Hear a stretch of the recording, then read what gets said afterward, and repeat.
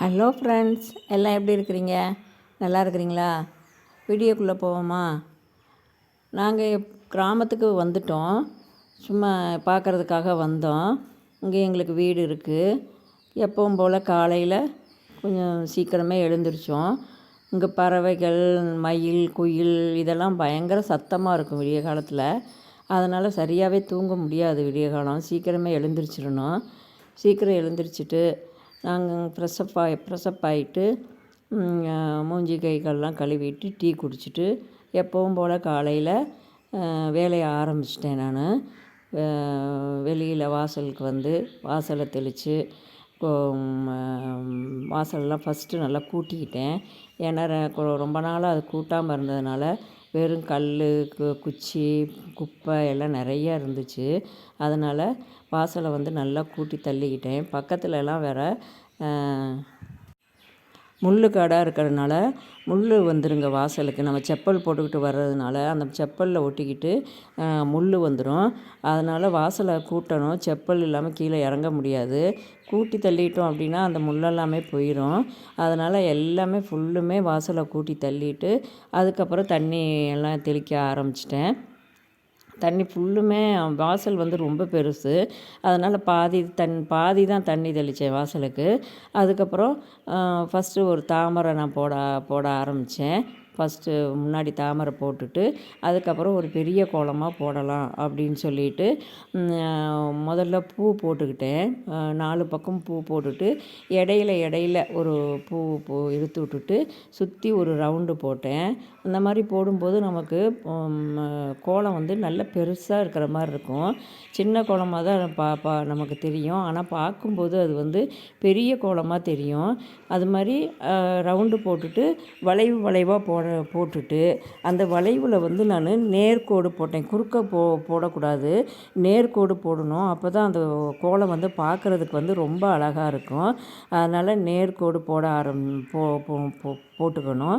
அதுக்கப்புறம் தண்ணி எடுத்துக்கிட்டு வந்தாருங்க எங்கள் வீட்டுக்காரரு. குடி தண்ணி வந்து வெளியில் தான் போய் எடுக்கணும். நாங்கள் அங்கே ஒரு மெஷின் மாதிரி வச்சுருப்பாங்க.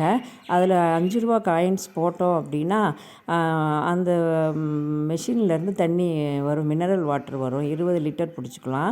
5 ரூபா காயின்ஸ் போட்டோம் அப்படின்னா தண்ணி வந்து 20 லிட்டர் நம்ம பிடிச்சிக்கலாம். அந்த மாதிரி ஒரு மெஷின் இந்த கிராமத்தில் வச்சுருக்குறாங்க. பரவாயில்ல, நல்லா பாராட்டக்கூடியது. எல்லாருமே அங்கே தான் போய் தண்ணி பிடிப்பாங்க. 5 ரூபா காயின்ஸை போட்டு 20 லிட்டர் குடி தண்ணி மினரல் வாட்டர் வந்து பிடிச்சிட்டு வந்துடுவோம். அது மாதிரி தான் நாங்கள் இங்கே வந்தோம் அப்படின்னா அந்த தண்ணியை தான் போய் பிடிச்சிட்டு வருவார். அதுக்கப்புறம் அந்த வளைவில் வந்து கோடு போட்டுட்டு அதுக்கப்புறம் ஒரு வளைவாக போட்டு ஒரு தாமரை போடலான்னு நினச்சேன். ஆனால் தாமரை வேணாம், டிஃப்ரெண்ட்டாக இருக்கட்டுமே அப்படின்னு சொல்லிட்டு வளைவாக போட்டு ஒரு சங்கு மாதிரி இல்லை, அது ஒரு வளைவாக போட்டுட்டு அதில் பூ வரைஞ்சி பார்க்கலாம் அப்படின்ட்டு பூ வரைஞ்சேன். அதுவும் ரொம்ப நல்லா தான் இருந்துச்சு. அதுக்கப்புறம் அதுக்கு வந்து வாடாமல்லி கலர் கொடுக்கலாம் அப்படின்னு சொல்லிட்டு கொடுத்தேன். அது பார்க்குறதுக்கு அவ்வளோ அழகாக இருந்துச்சு. அந்த கோலம் ரொம்ப பெரிய கோலமாக தெரிஞ்சிச்சு. ஆனால் இது ரொம்ப ஈஸி தான். நம்ம அந்த வளைவு போட்டுட்டு அந்த சைடில் சென்டரில் நம்ம அந்த டிசைனை போட்டோம் அப்படின்னா போட்டு பூ வரைஞ்சோம் அப்படின்னா அது வந்து ரொம்ப நல்லாயிருக்கும். அதுக்கு ஒரு கலர் கொடுத்தோம் அப்படின்னா பார்க்குறதுக்கு பெரிய கோலம் மாதிரி இருக்கும். அது மாதிரி தான் எங்கள் வாசலில் இருந்துச்சு. அதுக்கப்புறம் மதியானம் சமைக்கணும். அதனால் நம்ம வயலில் வந்து முருங்கை மரம் இருந்துச்சு. சரி, அதில் முருங்கைக்காய் இருக்கும் அப்படின்னு சொல்லிட்டு கொழுந்தனார் பையன் வாங்க சித்தி போய் பறிச்சிட்டு வரலாம் அப்படின்ட்டு சொன்னான். சரின்ட்டு போனோம். அங்கே இருந்துச்சு. ஆனால் காய்ங்க இருந்துச்சு. தண்ணி இல்லாததுனால அது ரொம்ப அப்படியே வறட்சியாக இருந்துச்சு. அது முத்தலாகவும் இருந்துச்சு. சரி, இப்போ பறித்து பார்த்தோம். அது வந்து சாம்பாருக்கு வந்து நல்லா இருக்காது அப்படின்னு சொல்லிட்டு வந்துட்டோம். அதை காயை எடுத்துக்கிட்டே தான் வந்தோம். ஆனால் வீட்டில் வந்து பார்த்ததுக்கப்புறம் தான் தெரிஞ்சிச்சு அது வந்து சமைச்சா நல்லா இருக்காது அப்படின்னு சொல்லிட்டு. அதனால் பக்கத்தில் இன்னொரு மரம் இருந்துச்சு. அதில் போய் முருங்கைக்காயும் முருங்கை தலையும் பறிச்சுக்கிட்டு வந்தான். அது வந்து சாம்பார் வச்சேன். நான் அடுப்பில் சட்டியை வச்சுக்கிட்டு முதல்ல எண்ணெயை ஊற்றிக்கிட்டேன். கடுகு, உளுந்தம்பருப்பு, ஜீரகம், வெந்தயம் போட்டுட்டு சின்ன வெங்காயம், சாம்பாருக்கு சின்ன வெங்காயம் போட்டால் தானே நல்லாயிருக்கும். அதனால் சின்ன வெங்காயத்தை வெட்டி நல்லா வதக்கிக்கிட்டேன். முன்னாடியே நான் குக்கரில் வந்து பருப்பு வேக வச்சுக்கிட்டேன். அந்த பருப்பில் வந்து நம்ம சாம்பார் வைக்கணும் அப்படின்னா அந்த பருப்பில் வந்து நம்ம ஜீரகம், வெந்தயம், 2 மிளகு, அதுக்கப்புறம் மஞ்சத்தூள், பெருங்காயம், கொஞ்சம் உப்பு போட்டு கருவேப்பிலை போட்டு அந்த பருப்பை வந்து வேக வச்சுக்கணும். அது அவ்வளோதாங்க. இதில் வந்து நான் வெங்காயத்தை போட்டு நல்லா வதக்கிட்டு அதுக்கப்புறம் தக்காளி போட்டுட்டு பெருங்காயமும் போட்டு மஞ்சத்தூள் போட்டுட்டு சாம்பார் பொடி, மல்லித்தூள் போட்டு முருங்கைக்காய், அதுக்கப்புறம் கேரட் கொஞ்சம் இருந்துச்சு இல்லை, அதுவும் வீணாக போயிருமே அப்படின்ட்டு அதையும் போட்டு உப்பு போட்டு மஞ்சத்தூள் போட்டு நல்லா வதக்கிட்டு அதுக்கப்புறம் தண்ணி ஊற்றி நீங்கள் மஞ்சத்தூள் போடலாம். போட்டுட்டு நல்லா தண்ணி ஊற்றி முதல்ல காயை வந்து வேக வச்சுக்கணும். ஏன்னா இப்போ இருக்கிற காய்ங்க சரியாக வேக மாட்டேங்குது. அதனால் காயை வந்து வேக வச்சுக்கணும். முதல்ல தண்ணி ஊற்றி அதுக்கப்புறமா பருப்பு ஊற்றிடணும். பருப்பு ஊற்றிட்டு ஒரு கொதி வந்ததுக்கு அப்புறமா நம்ம புளி தண்ணி ஊற்றணும். ஊற்றி கொஞ்சம் நேரம் மூடி வச்சிட்டோம் அப்படின்னா அவ்வளோதாங்க, சாம்பார் வந்து ரெடி ஆயிடுச்சு. முருங்கைக்காயும் கேரட்டும் போட்டு சாம்பார் வச்சேன். நல்லா சூப்பராக இருந்துச்சு. அது வந்து ரெடி ஆயிடுச்சு. அதுக்கப்புறம் வடை சட்டியில் வந்து எண்ணெய் ஊற்றி கடுகு, உளுந்தம்பருப்பு, கடலைப்பருப்பு, வெங்காயம், சின்ன வெங்காயம் போட்டால் தான் இந்த முருங்கைக்கீரைக்கு நல்லாயிருக்கும். சின்ன வெங்காயம், பச்சை மிளகாய் போட்டு நல்லா வதக்கிட்டு நல்லா முருங்கைக்கீரையை வந்து நல்லா கழுவிட்டு அதை வந்து அதோடு போட்டு நல்லா வதக்கணும். நல்லா ஃபுல்லும் பிரட்டிட்டு நல்லா வதக்கணும். தண்ணியே ஊற்றக்கூடாது. மூடி வச்சு அதை வந்து நல்லா வதக்கணும். அப்போ தாங்க டேஸ்ட்டாக இருக்கும். அதுக்கப்புறம் நல்லா அது வந்து வெந்ததுக்கப்புறம் அதில் வந்து கொஞ்சம் தேங்காய் திருவி போட்டோம் அப்படின்னா ரொம்ப நல்லாயிருக்கும். அவ்வளோதாங்க. சமைச்சி வச்சுட்டு நாங்கள் சாப்பிட்டுட்டு கொஞ்சம் நேரம் ரெஸ்ட் எடுத்தது. சாயந்தரமாக நாங்கள் வயலுக்கு போயிட்டோம்.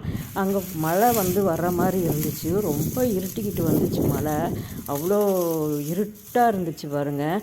நாங்கள் வயலில் கொஞ்சம் வேலை இருந்துச்சா, எப்போவுமே வயல் வச்சுருக்குறோம் அப்படின்னா அதை வந்து பராமரிக்கணுங்க. அதில் வந்து ஏதாவது போடணும். அதை வந்து அப்படியே சும்மா விட்டுறக்கூடாது. நாங்கள் ஒரு 10 வருஷமாக அதில் ஒன்றும் போடாமல் விட்டுட்டோம். அதனால் அதில் அந்த சீத்த முள்ளுன்னு சொல்லுவோம் பார்த்திங்களா, அது, இந்த குத்து செடிங்க, நொணா மரங்க எல்லாம் முளைச்சிருச்சு. அதை க்ளீன் பண்ணுறதுக்கு அவ்வளோ கஷ்டமாக போயிடுச்சு. எல்லாமே பிடுங்கி போட்டு காஞ்சதுக்கப்புறம் அதை வந்து தீ வச்சு கொளுத்திடலாம் அப்படின்னு சொல்லிட்டு வயலில் போய் எல்லாம் தீ வச்சு கொளுத்திக்கிட்டு இருந்தோம். மழையும் வேற வர ஆரம்பிச்சிருச்சு. எங்கே இது எரிஞ்சது வந்து அமைஞ்சிருமோன்னு சொல்லிட்டு வேக வேகமாக வேலையை செஞ்சுக்கிட்டு இருந்தோம். பார்த்தா ஒரு பக்கம் அப்படியே மழை இறங்கிருச்சு. இருட்டாக இருட்டாக ஆணுச்சு. வீட்டுக்கு போயிடலான்னு கூட நான் சொல்லிக்கிட்டு இருந்தேன் இவர்கிட்ட.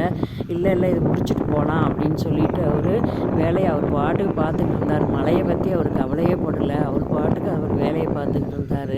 கொஞ்சம் தான் நாங்கள் நிறைய வயல் இருந்துச்சு. ஆனால் கொஞ்சம் தான் நாங்கள் வந்து அது எரிச்சு விட்டோம். அதுக்கப்புறம் மழை வந்துருச்சு. ஆடெல்லாமே ஓட ஆரம்பிச்சிருச்சு. மழை பெய்யுதுன்னு சொல்லிட்டு ஆடு எல்லாமே ஓட ஆரம்பிச்சிருச்சு. அதனால் சரி வீட்டுக்கு போயிடலாம் அப்படின்னு சொல்லிட்டு கிளம்பலான்ட்டு பார்த்தோம்.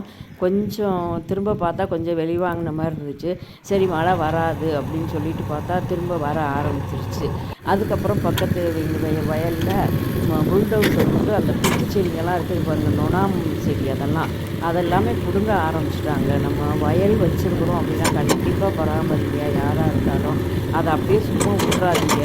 அதை விட்டுட்டோம் அப்படின்னா அதில் எல்லா செடிகளும் முளைக்க ஆரம்பிச்சிருச்சு. அதை திரும்ப நம்ம மெயின்டைன் பண்ணுறது அவ்வளோ கஷ்டமாக போகுது.